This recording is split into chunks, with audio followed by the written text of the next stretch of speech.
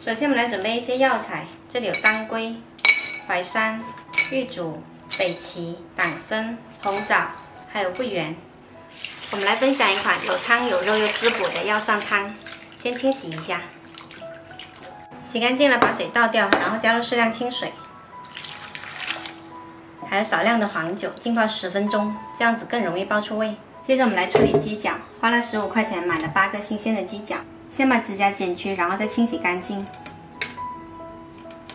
鸡脚洗干净了，冷水下锅焯一下水，加入姜片还有料酒去腥，调大火煮开。焯好了捞出来清洗干净，然后放一旁备用。砂锅里面再重新加入适量清水，把我们刚刚浸泡好的药膳呢灌进来。大火煮开，转小火先爆30分钟。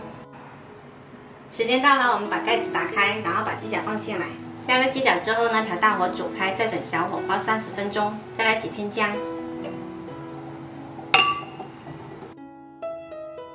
煲汤我们一定要保持最小火来煲，火太大，它这个汤呢很容易煲没啦。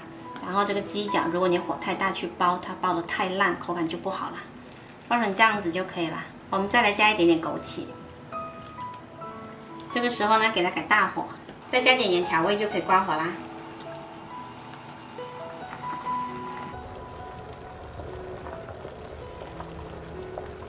我们这锅药膳鸡脚汤就做好啦。